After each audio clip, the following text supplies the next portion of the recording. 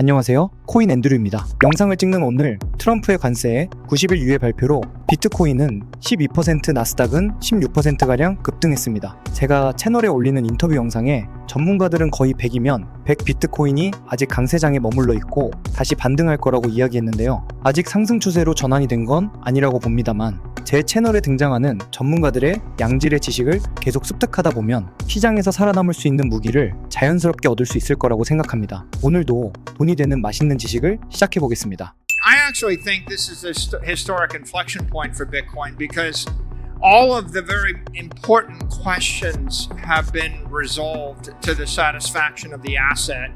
The question is it a commodity or a security? That's really, really critical. The second question is there any other digital commodity? A third question is, how does the administration view it, right? There's always the question of, will it be copied? Will it be banned? Will it be hacked? So what we've seen over the past 12 months is we saw the spot ETFs approved. They were historically successful. Then we saw a red sweep. Now we see an administration where every single cabinet member is pro-Bitcoin. Every financial cabinet member, the head of the SEC, Treasury, and CFTC, pro-Bitcoin. And then the question is, will the administration be clear or ambiguous? Well, Trump created the Strategic Bitcoin Reserve, very clear. And then he hosted the Digital Assets Summit Friday, about a week and a half ago. And then that night, the crypto czar David Sacks went on television. And in an interview on television, he said that Bitcoin is the only crypto asset recognized as decentralized by the administration. Well, that's code word if you understand the law, understand securities law, understand finance. If that's the only asset decentralized, that means that the only crypto commodity recognized by the United States government and therefore by the entire financial establishment is Bitcoin. Ergo, Bitcoin has emerged as digital gold with the endorsement of the US federal government, with the endorsement of Wall Street. That's what David Sacks said on television. David Sacks reports to the President of the United States, and what he said was, this is the one we recognize as decentralized, where Bitcoin is special, we're gonna hold it forever, we're never gonna sell it. Okay, that's clarity, right? If you're looking for the crypto gold or a digital gold or a digital capital asset that's a store of value, that's Bitcoin. I'll make one legal point. The legal point is it is illegal to capitalize a public company on a security. So you can only capitalize, but when I say capitalize, I mean if I have $1 billion of liquid assets, I can buy $1 billion of real estate, $1 billion of gold, $1 billion of soybeans, $1 billion of crude oil, or $1 billion of Bitcoin. I cannot buy $1 billion of Mag 7 stocks, $1 billion of Apple, $1 billion of the S&P index. And so the fact that Bitcoin is recognized as a commodity and the only crypto commodity it creates a very safe haven for any public company or public company investor looking for the winner. And what's the implication? It's this. The administration is very pro-digital assets. In my opinion, when the dust settles, there's going to be digital commodities, of which Bitcoin is the only universally acknowledged one. There may be some over the next decade. It'll be very hard to overcome that bar. And I think David Sacks said that as well. He said, it's possible that maybe we'll recognize another asset as decentralized. We don't right now. And there's maybe going to be half a dozen of those in the next 10 or 20 years. That's very rare. The second is a digital currency. That's a stable coin. And so the government's gonna pass. I think the Genius Act will be passed. The US government will allow a US regulated company or bank to issue a stable coin as long as it's backed by treasuries, by currency equivalents in a US regulated institution. The third asset will be digital securities. That's tokenized stocks and bonds.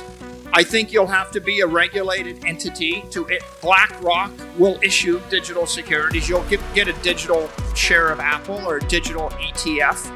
And they'll circulate 24/7, 365. And then the last will be a digital token. And a digital token will be the lowest threshold. Anybody can launch a token. It won't be a security. It will stop short in the utility that's deemed legally a security. Right now, the SEC is going through an elaborate set of meetings to determine what constitutes a security.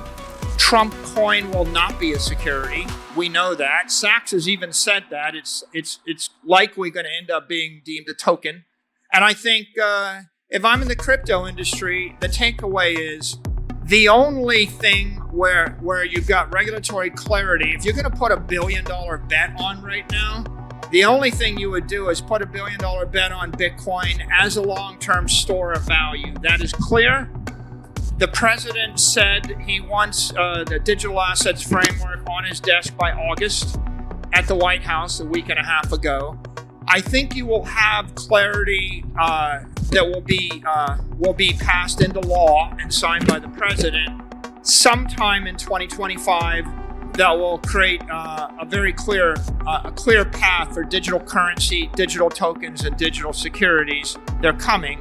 But right now, the real news of the past 2 weeks is there's one digital commodity endorsed by the U.S. federal government. I think Bitcoin is the most useful financial asset in the world.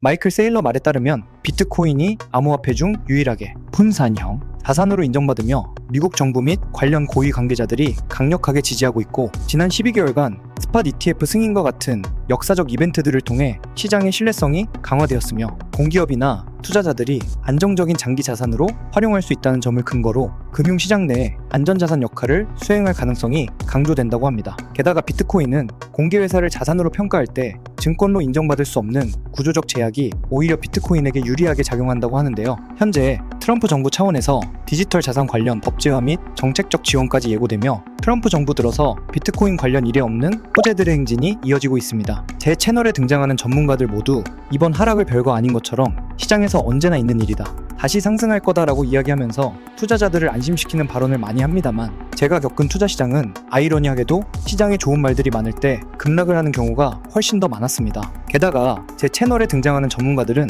대부분 비트코인을 좋게 이야기해야 하는 위치에 있는 사람들입니다. 고객 자금을 굴리고 있거나 회사 자금으로 비트코인을 구매한 사람들이 많기 때문이죠. 시장에는 정답질은 없습니다. 그럼에도 많은 투자자들은 리스크를 감수하고 돈을 벌기 위해서 비트코인 시장에 뛰어드는 것이죠. 하지만 급등락하는 비트코인 시장에서 급등과 급락을 반복하는 차트를 보고도 개인 투자자들이 욕심과 공포를 떨쳐내고 평정심과 내 자산이 우상향을 하는 것은 말처럼 쉽지가 않으실 겁니다. 저 또한 전업투자자 생활을 오래 했지만 항상 좋은 자리를 기다리고 인내해야 수익을 조금씩 낼 수 있었습니다. 그래서 저희 앤드류 트레이딩 팀에서는 어떻게 하면 일반 개인 투자자들도 투자 시장에서 수익을 낼 수 있을까, 구독자분들께 어떻게 하면 조금이라도 도움을 좀 드릴 수 있을까 고민을 하다가 구독자분들도 비트코인이 명확하게 상승 추세가 나왔을 때만 투자를 하실 수 있게 한다면 수익이 조금 나지 않을까? 라는 생각을 하게 되었는데요. 제가 전업 투자를 하면서도 개발자로 오래 일을 했기 때문에 저도 써볼 겸 유료 결제를 해서 결국 만들었습니다.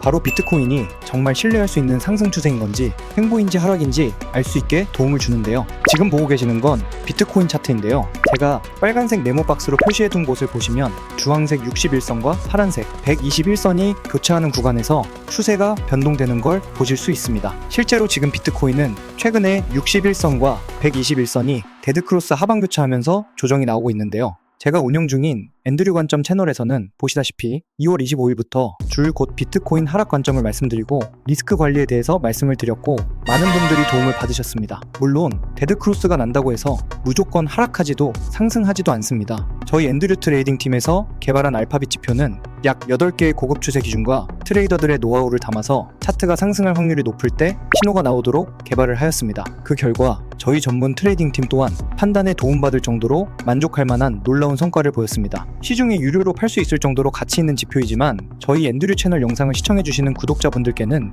무료로 제공해드리기로 마음먹었습니다. 저 또한 며칠 밤새 테스트하며 어렵게 만든 지표이지만 구독자분들 성원에 힘입어 저 또한 도움을 받고 있기 때문에 어렵게 공유드리기로 마음먹었습니다. 초보자분들부터 경력이 오래된 트레이더분들까지 굉장히 큰 도움을 받을 수 있는 지표라 도움이 되실 거라고 자부합니다. 그리고 또한 투자자라면 항상 있을 수 있는 시나리오와 리스크 관리를 해야 하며 저희 앤드류 트레이딩 팀 또한 2025년 비트코인 전망과 알트코인 포트폴리오를 분석해두고 시장에 임하고 있습니다. 신청 방법은 하단 더보기란과 고정 댓글에 나와 있으니 많은 신청 부탁드리고 이번 하락장에서 모두 잘 살아남으셔서 좋은 성적 내시면 좋겠습니다.